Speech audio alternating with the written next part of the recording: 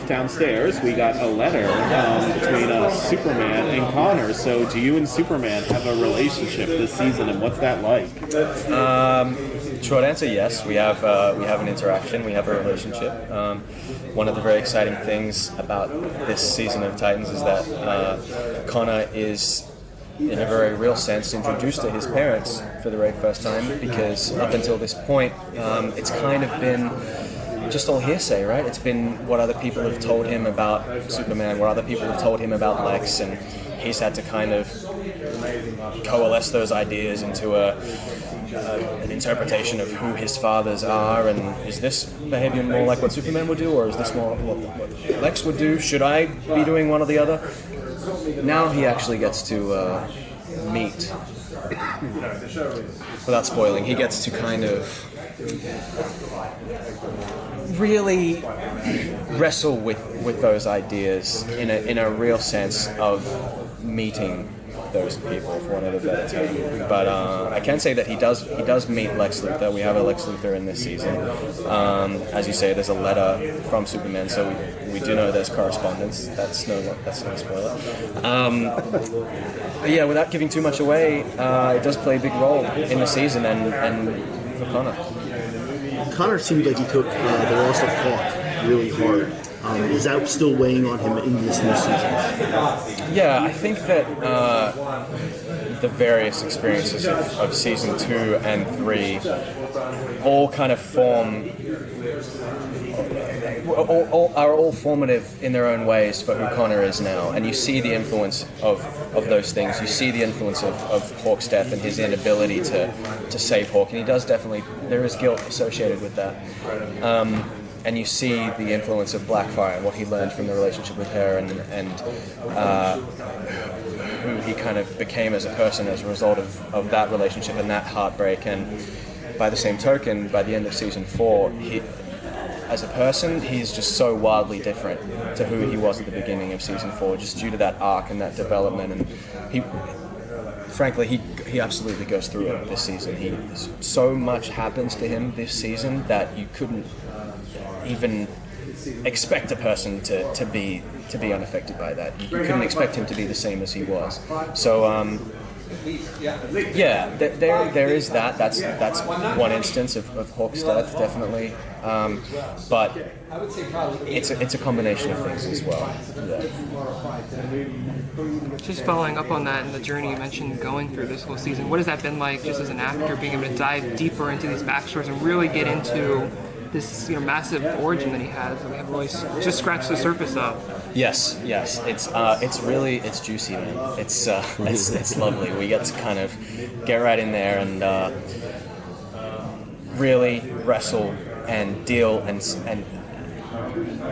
feel these things that we've only kind of touched on in the past. We've kind of, as you say, we've scratched the surface. We've introduced these concepts and we've kind of let them lie, and now we're going to see it. We're going to see what it means when Connor says something like, you're expecting my Lex side to take over. We're going to see what that looks like. We're going to see Connor grapple with those choices and really actually be faced with the hard choices. He has to decide who he is. There's no longer some amorphous force that's influencing him. You've got a person there now. You've got Lex Luthor, and he has to encounter him and deal with him as a very real threat. Who would you say on the team would be his strongest relationships this season? That's a good question. I think there's a really important relationship between Connor and Dick Grayson this season. It's interesting that we're dealing with Connor's fathers and how he interacts with them, where in reality, I think it's really poignant to point out that Dick Grayson's the father that he has. That's the father figure in his life. And when he's faced with these dilemmas and these difficult decisions, that's who he turns to for the advice. So there's a lot of that this season. But also there's the more fun stuff. Like we get to see the continuation of Connor and Gar's brotherly relationship. We get to see kind of a new budding friendship between Connor and Tim, which I know a lot of the fans will appreciate. And one of the things I really like about the season is that the different dynamics between the different team members, and whenever we're paired off in various combinations to do scenes, it always feels different because this guy relates to this person in one way, this guy relates to this person in another way, and it makes for a lot of fun opportunities in the scenes. What are some of the challenges you've had as an actor going from this character that was incredibly naive, being thrown into the fire? You have to get mature very quickly. You don't have that chance to really grow. And also finding that dichotomy of a Superman, like the antithesis of truth and evil. How has it been as an actor, like the challenge of that for going through all these phases? To be honest, I relish that. I really, I had a lot of fun this season because this season I was given permission, and in many ways I was kind of just let off the leash to kind of make these crazy creative choices that,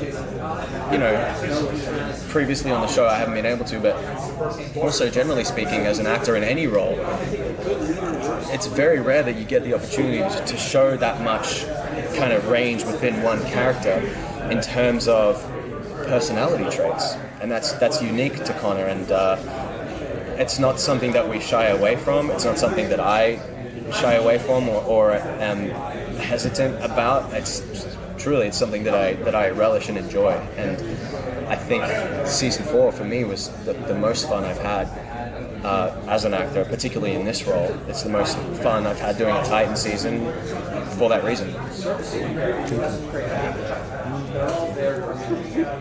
Going back with the correspondence that we know that you're having between. Yes. What is it, can you say, that he wants from him that he's not getting from anyone else? Who wants from who, sorry? What does Connor want from the Superman, the correspondent? What does he want from him that he can't get from anyone else?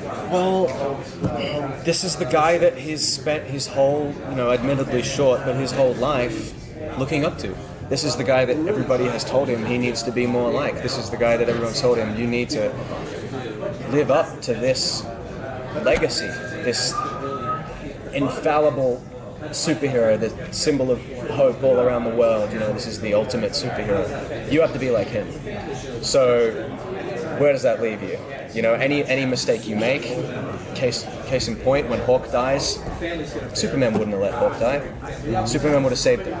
So you can think about what that does to a person when you have such a role model as Superman that you cannot live up to. So I guess in terms of what he's searching for and what he's looking for is he wants reassurance that he's on the right track. He wants guidance. Like all of us, he wants love. It's tough, when you haven't met your parents. So yeah, all of those things and more, I'm sure.